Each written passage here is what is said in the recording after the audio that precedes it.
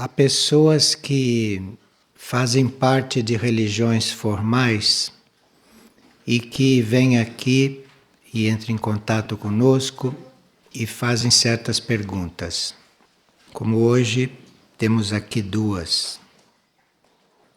A palavra religião quer dizer religar, isto é, nós fazermos esta ligação entre a nossa consciência, o nosso consciente e a consciência superior, ou com Deus, como quiserem chamar. Então, a pessoa religiosa, num certo sentido, é aquela que trabalha esta ligação, é aquela que busca esta ligação. Então, as pessoas que buscam esta ligação podem pertencer a religiões formais ou não, desde que elas busquem isto. Estão fazendo o mesmo trabalho de formas diferentes. Aqueles que estão nas religiões formais fazendo este trabalho, em geral, são pessoas que não sentem segurança ou não sentem coragem, ou ainda não chegou o momento delas fazerem isso por si, sozinhas, motivos delas próprios. E aqueles que fazem isto por conta própria, assumindo isto, não têm mais necessidade das religiões formais.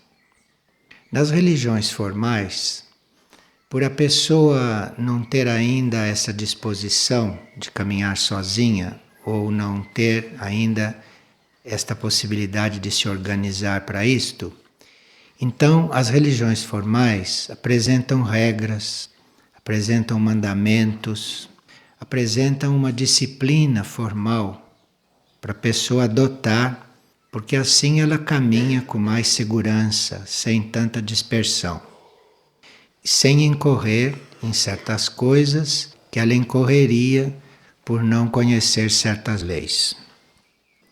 Então, uma pessoa que pertence a uma religião formal diz que faz muitos anos que ela frequenta aqui e até hoje nunca ouvi falar sobre se devemos guardar os sábados ou os domingos.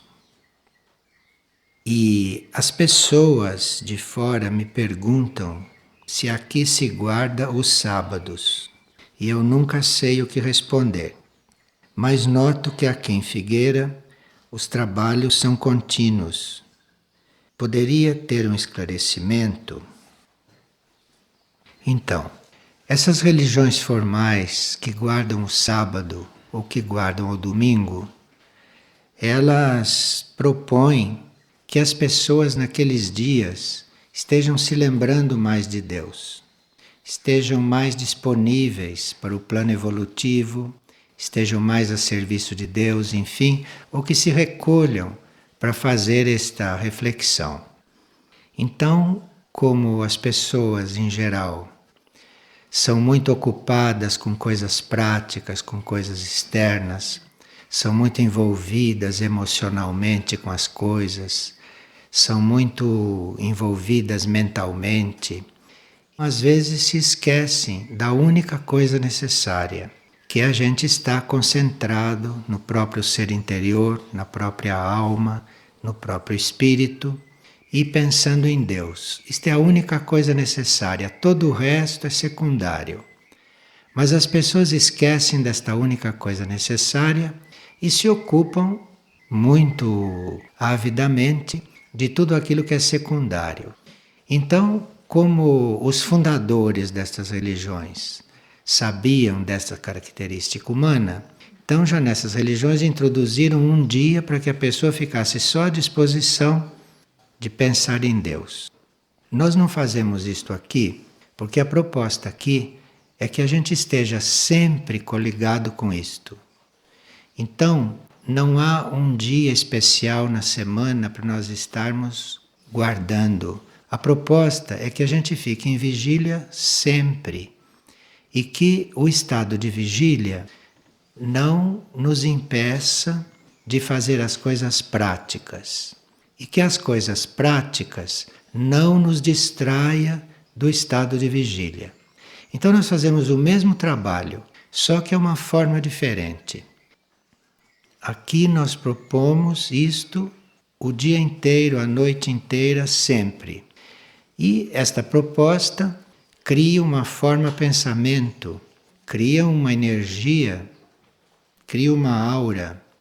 E aqueles que ainda não conseguem manter a proposta, ou que estão se esforçando para manter esta proposta, encontram na aura, encontram na energia do lugar, encontram na forma pensamento do lugar um estímulo, uma força para irem se aperfeiçoando nesta prática.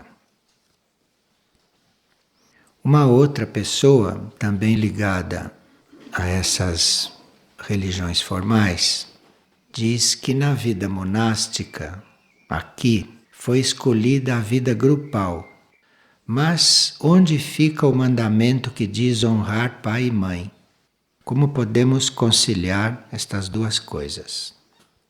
Então, esse mandamento, como todos os mandamentos, como todas as regras, foram feitas para aquelas pessoas que vivem a vida da personalidade, que precisam fazer um trabalho na própria personalidade, ao passo que a proposta aqui não é a gente fazer a vida da personalidade. Então, aos poucos, gradualmente, a gente vai descobrindo a vida da alma, que é um outro núcleo de consciência, é um outro nível. E este mandamento, honrar pai e mãe, é muito necessário para quem faz a vida da personalidade. Porque no nível da personalidade, há pais, mães, filhos, irmãos, primos, parentes. Em nível de personalidade, há tudo isto. Então, deve haver regras, deve haver consensos de como a gente lidar com essas situações em nível de personalidade. Se nós estamos buscando o nível da alma, se nós estamos buscando viver a vida da alma, na vida da alma são todos nossos irmãos, são todos semelhantes a nós, e na vida da alma nós buscamos a união com todos igualmente, e não só com pai, mãe, com filho, com parentes. No nível da alma, nós buscamos esta mesma honra, honrar a todos, não só honrar pai e mãe, honrar a todas as almas, honrar a todos os seres. Agora, quem está buscando isto, é claro que inclui neste honrar o pai humano, a mãe humana, o irmão terreno, todos estão incluídos aí. Então o trabalho é o mesmo, só que é mais ampliado, só que é mais generalizado. Agora, muitas pessoas que fazem a vida da personalidade têm a necessidade de tratar diferente o pai e a mãe. Isto por questões kármicas, porque nós não sabemos o que se passou entre aquelas pessoas no passado, nas vidas passadas. Agora, quem faz a vida da alma, ou quem busca a vida da alma, não se preocupa com esta parte e busca entregar esses relacionamentos ao ser superior, ao seu núcleo superior de consciência, na fé que este núcleo superior de consciência vai dispor os lugares de todos esses personagens, vai dispor os lugares de todas essas energias na nossa vida. A vida grupal não é uma coisa que a gente escolhe. A vida grupal a gente começa a fazer naturalmente quando começa a buscar a alma, porque a nossa alma tem vida grupal. As almas vivem em grupo e as almas têm consciência de grupo. Quando uma alma evoluída quer uma coisa, ela está querendo o bem de um grupo, não o dela. Então, se uma alma evoluída está procurando um estado, está procurando certas coisas, o que ela está realmente buscando é o bem de um grupo de almas, porque ela tem a consciência do grupo. Então, em nível de personalidade, nós estamos buscando o bem de pessoas ou o nosso. E em nível de alma, cada alma está consciente de um grupo. Então, a vida grupal é natural para quem está buscando a alma. À medida que nós vamos tendo consciência da alma, à medida que vamos nos alinhando com a alma, vamos fazendo vida grupal naturalmente, sem nenhum esforço, sem nenhum sacrifício. E é um retrocesso para estas pessoas se elas tivessem que fazer vida pessoal, se elas tivessem que fazer uma vida individual. Isto para elas seria um retrocesso. Então, a vida grupal aqui não é uma coisa escolhida. A vida grupal deve ser uma decorrência daquilo que a gente está buscando. Agora, as pessoas, nós todos, estamos em diferentes níveis de busca. Estamos em diferentes graus de busca. Estamos já mais ou menos conscientes do nosso ser interior, dos nossos níveis interiores e internos de consciência. Então, estamos em graus diferentes, em distâncias diferentes desse estado. Mas a proposta e a intenção e a aspiração é a mesma para todos. E uns ajudam os outros a fazer isto. Aqueles que já estão mais entregues a este processo, só pelo fato deles estarem mais entregues, eles já estão ajudando os outros. Porque a humanidade é una.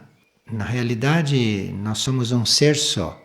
Então, aqueles entre nós que já estão com a consciência mais desenvolvida nesse sentido, mais próxima destas coisas, estão ajudando os outros, estão irradiando para os outros e estão elevando o estado geral.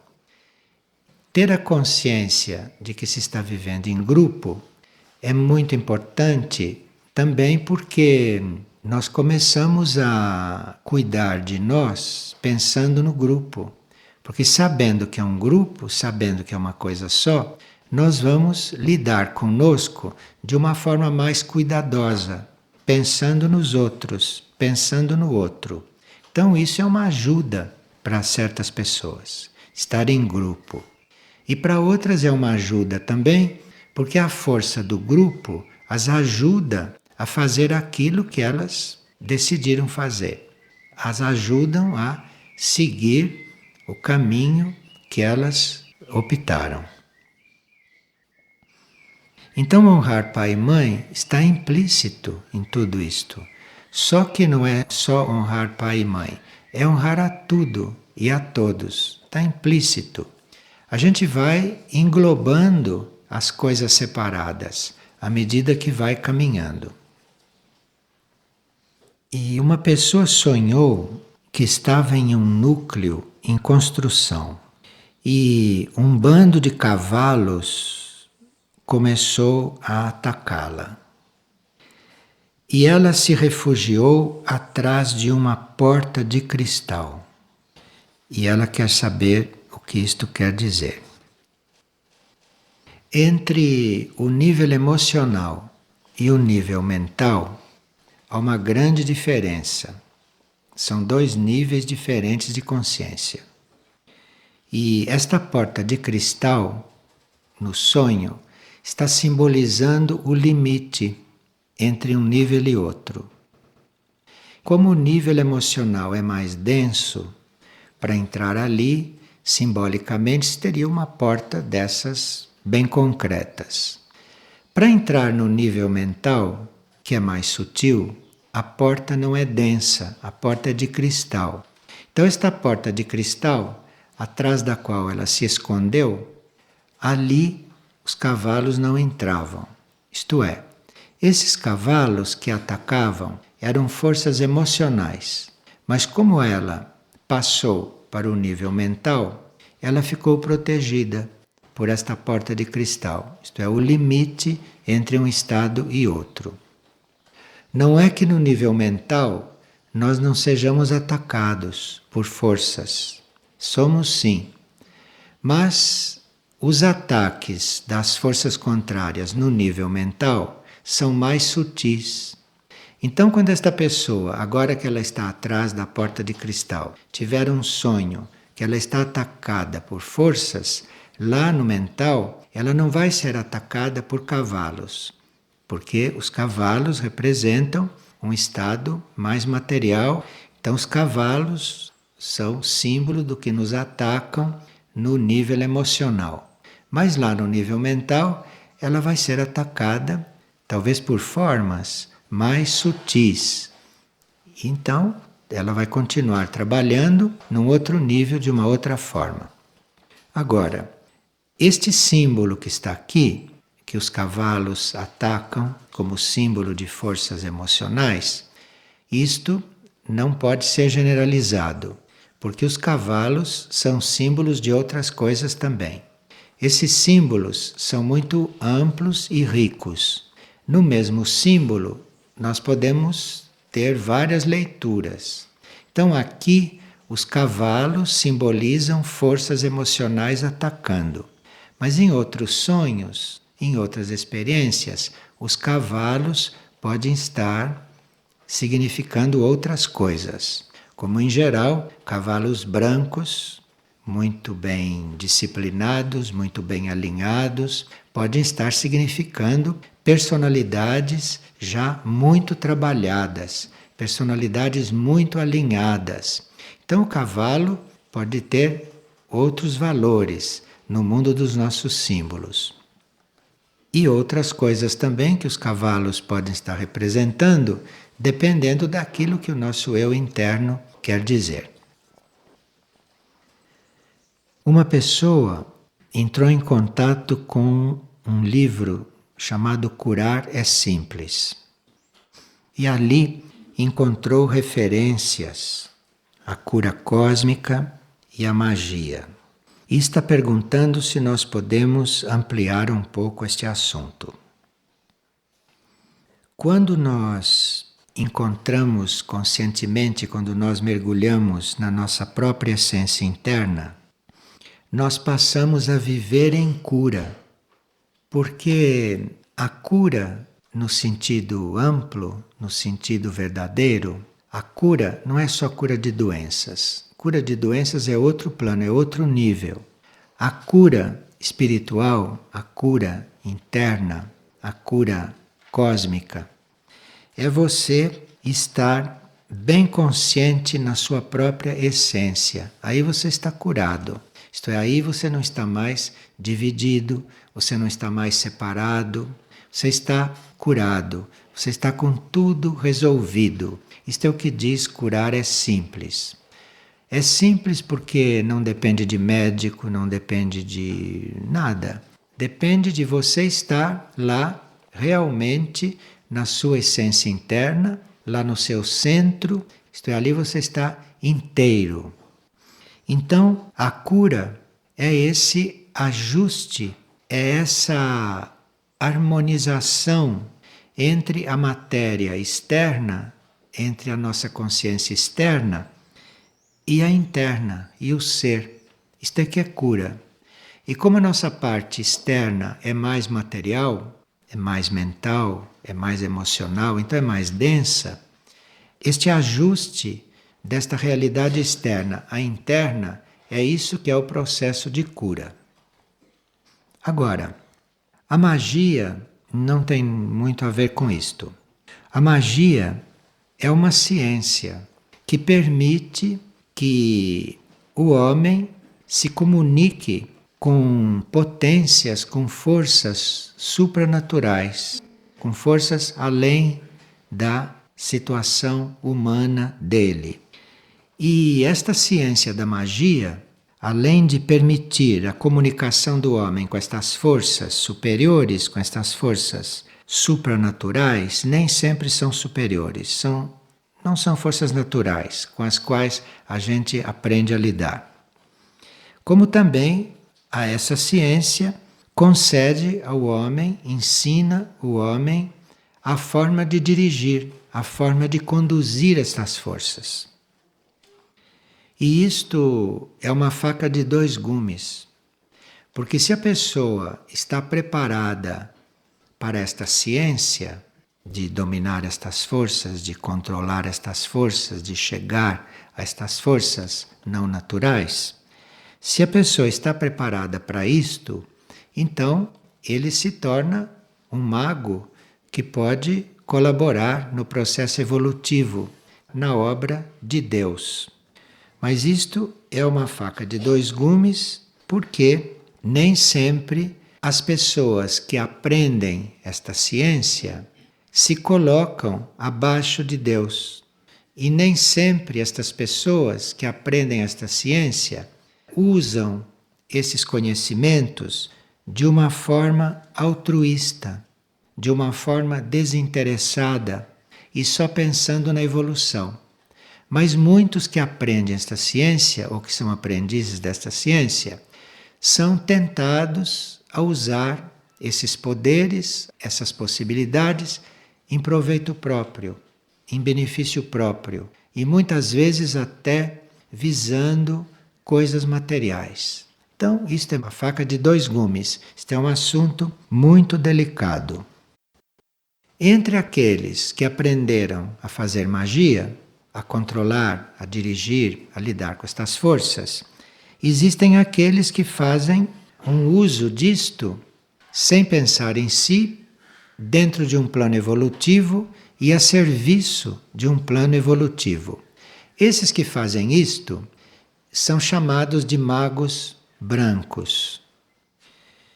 Quem faz isto em benefício próprio, ou quem faz isto visando coisas materiais, ou quem faz isto para fazer o mal ou para tirar proveito, é chamado de mago negro. E aqueles que misturam estas duas coisas, porque vocês sabem, não é como é a humanidade no quarto raio. Ela tem sempre o pé em duas canoas. Então esses que usam essas coisas com o pé em duas canoas são chamados os magos cinzentos. Se a pessoa na realidade está fazendo magia negra e pensa que está fazendo magia branca, é porque ela não tem uma mente desenvolvida. É porque ela tem uma mente primária rudimentar, que não sabe distinguir entre uma coisa e outra. Porque esses limites são bem claros e as regras também são bem diferentes. De forma só não vê quem não quer, se um está fazendo uma ou outra forma de magia. Em geral, se você está procurando dominar o outro, ter autoridade sobre o outro, se você está querendo possuir o outro, se você está querendo coisas para si, se você está amando o outro porque você sente... Isso tudo é magia negra. Não tem o que errar aí. Não tem o que confundir. Agora, se você está neste movimento evolutivo, esquecida de si, sem esperar resultados, mas fazendo tudo por amor, fazendo tudo na entrega para o único, aí também não tem o que errar. Agora, na natureza humana, nunca a gente pode estar seguro. Por mais que você esteja vigilante, você deve estar sempre indagando, sempre perguntando se é isto mesmo. Mas não essa pergunta só por fazer, só por disciplina, querendo realmente saber a resposta. Porque às vezes nós perguntamos as coisas para o eu interno e o eu interno sabe muito bem que nós não estamos querendo saber a verdade. Então ele já não responde, ou não responde muito claramente. Para a gente não ficar em débito de ter sabido e não ter feito. Então ele prefere não responder. Então há muitos casos assim, em que a gente pergunta, a gente indaga e não tem resposta. Mas aí se a gente não tem resposta, é prudente a gente não agir e aguardar a resposta. Porque a resposta vem, de alguma maneira. Às vezes não vem da forma como a gente pensa, da forma como a gente espera, mas ela sempre vem. E uma pessoa, desde que está em figueira, ela sonha com água. Ela sonha que está caminhando, correndo sobre pedras cobertas de água corrente, água muito limpa e transparente. E depois, nas partilhas, ela fecha os olhos e vê a imagem de água de novo, jorrando sobre as pedras. e aquela água parece eterna e ela está sempre banhada por estas águas. Os sonhos contínuos com o elemento água, quando nós sonhamos sempre, seguidamente com o elemento água, isto pode estar querendo nos mostrar que nós somos um temperamento atlante. Temperamento atlante são aqueles temperamentos formados na época da Atlântida. Então, houve a Atlântida, não? Que significou a quarta raça, a raça anterior, e muitos de nós se desenvolveram como temperamento lá na Atlântida. E já entraram nesta raça atual, na quinta, já entraram com um temperamento formado na raça Atlante.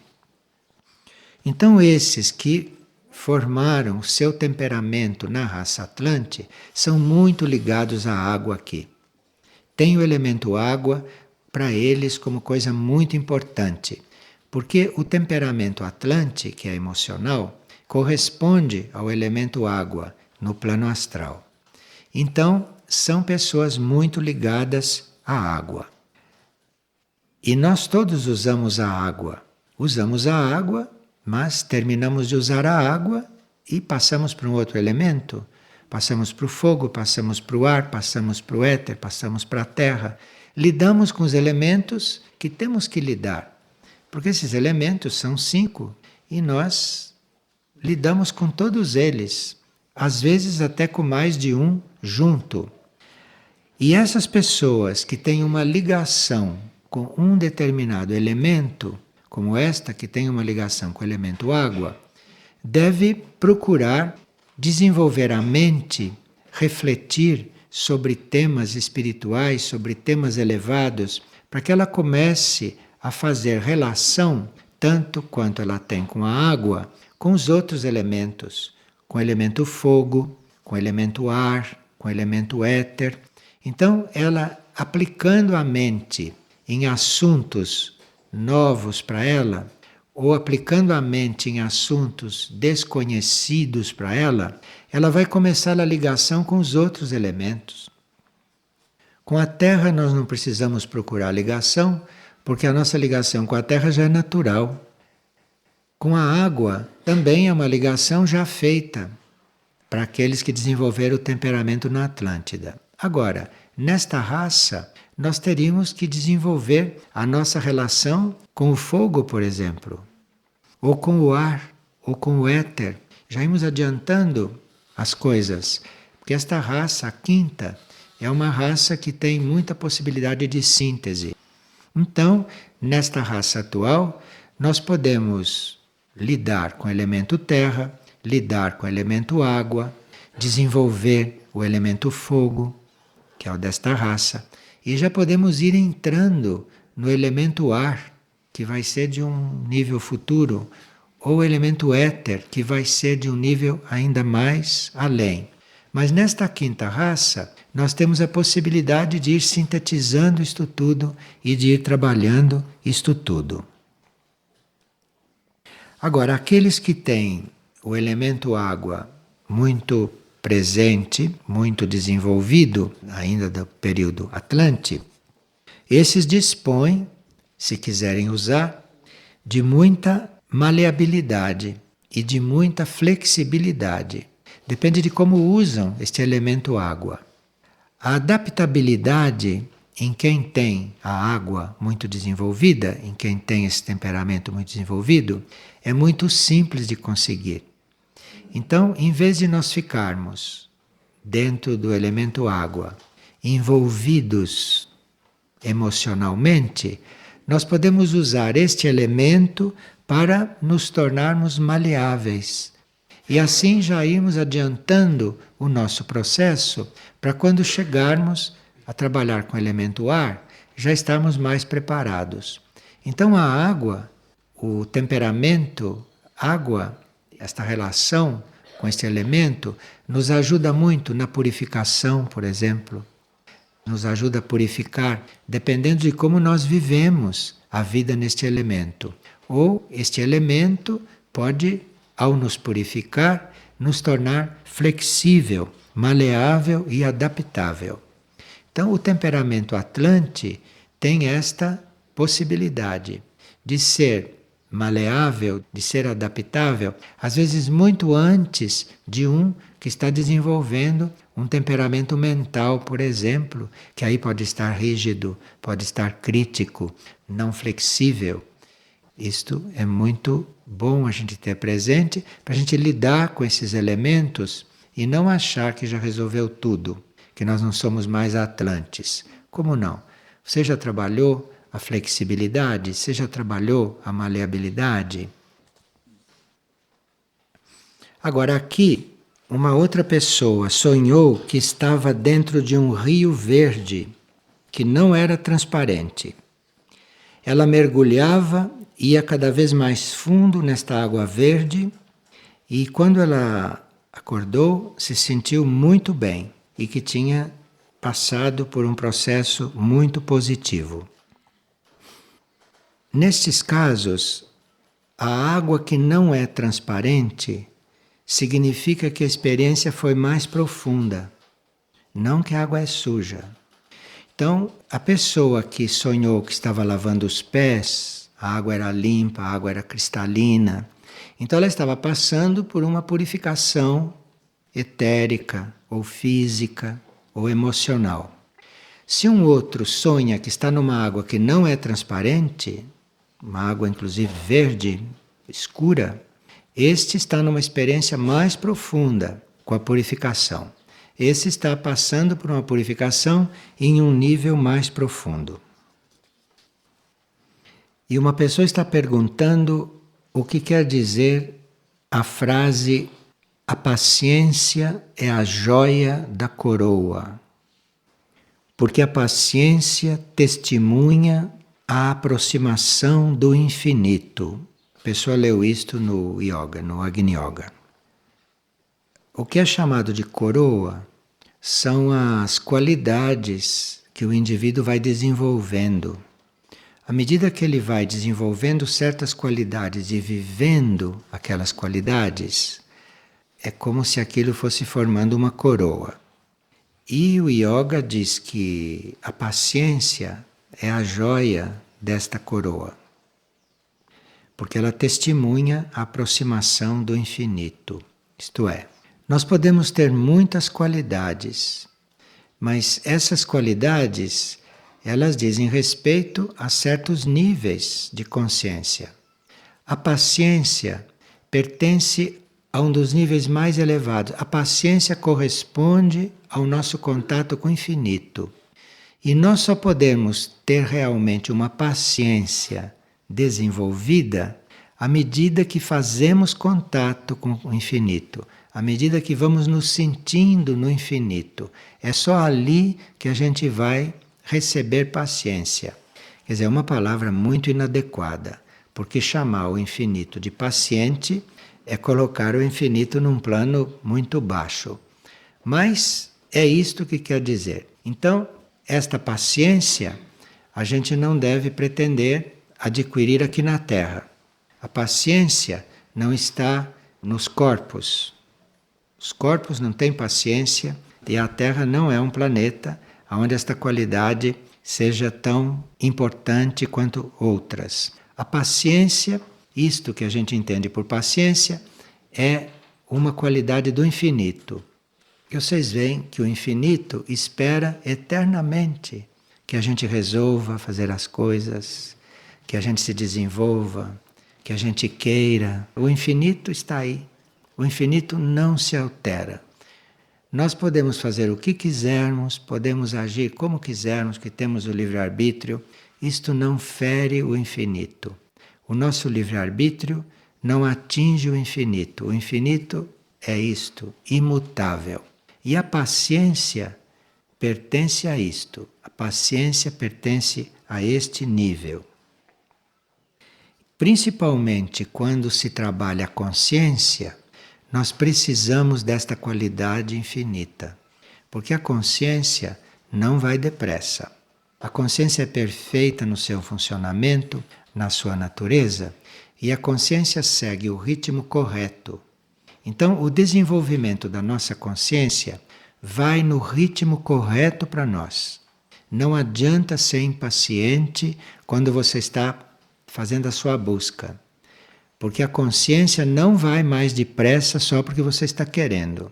A consciência é perfeita e sábia. A consciência vai desenvolvendo em você, vai te dando desenvolvimento à medida que você vai podendo receber aquele desenvolvimento.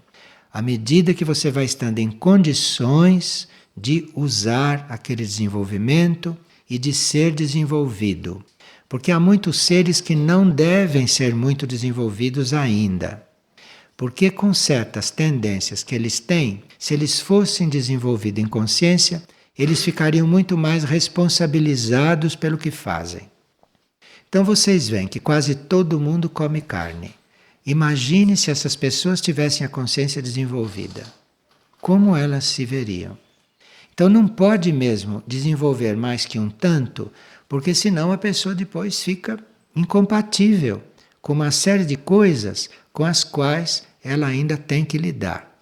Então precisa ter paciência.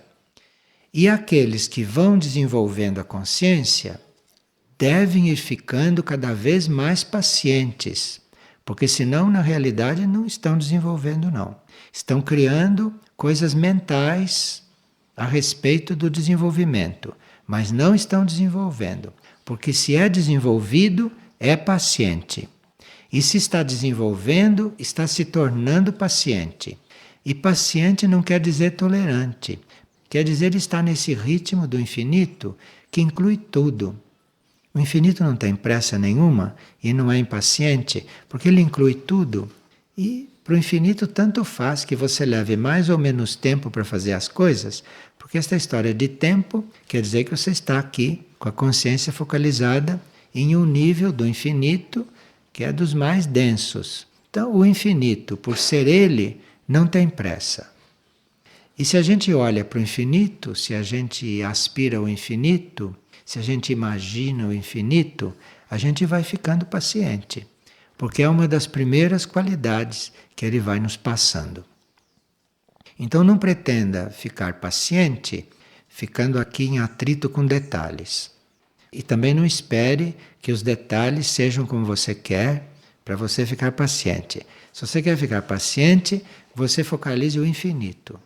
Você olhe para o alto, olhe para cima, olhe para dentro, lá onde o mar é bem escuro, tem mar mais escuro do que verde, você olha para lá e aí você vai recebendo esta graça da paciência. E no livro Bases do Mundo Ardente, que é o livro deste mês, na página 143, tem uma experiência datada de 9 de novembro, porque aqui tem uma agenda e cada dia se faz uma experiência.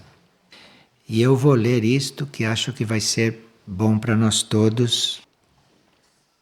Fechei um pouco os olhos e interiorizei-me, deixando a mente limpa, sem sequer a imagem do círculo, porque estava trabalhando o círculo. Abria-me para perceber a melhor maneira de lidar com este mundo humano, que esmaga o potencial superior da vida. E decididamente voltei-me para a essência desse potencial. Vi então internamente uma casa muito grande, com extensa área verde em volta dela. Era um quadro harmonioso. No entanto, ressaltava o porão da casa, que parecia não ser necessário e destoava de todo o restante da casa. Embora estivesse sendo feito certo esforço para manter a casa limpa e higienizada, aquela parte da casa, o porão, por sua condição própria, não podia refletir a luminosidade que no andar superior tentava instalar-se. Várias escadas levavam a este porão e vinham-me sinalizações internas sobre o modo de lidar com ele e com o resto da casa. Primeiro, o trabalho principal não é o de limpar o porão, mas sim o de fechar o acesso a ele e nós permanecermos no andar superior. Segundo, aproxima-se o momento em que toda a habitação passará por mudanças, por atualizações. E nesse momento, poderes superiores executarão uma obra renovadora na casa, criando uma expressão na qual não haverá mais porões. Tá certo? Então nós não precisamos mexer com os porões nossos, porque se nós estivermos alinhados com níveis superiores, a um certo momento há uma atualização no nosso ser, que não é feita por nós. Essa atualização acontece. E nessa atualização desaparecem os porões. E aí diz aqui no final desta experiência: instalou-se em mim uma serenidade capaz de dissolver a exigência de ver tudo caminhar conforme o que supomos ser correto. Porque a gente supõe, né, que uma coisa é correta e que a outra não é. E a gente tem que aprender a lidar com isto e tem que aprender a ficar sereno diante de todas as coisas. Porque nós não sabemos, na realidade, a razão da existência das coisas. Então trata-se realmente de ficar sereno. Eu acho que isto, combinado com a paciência, vai resolver bem o nosso momento atual.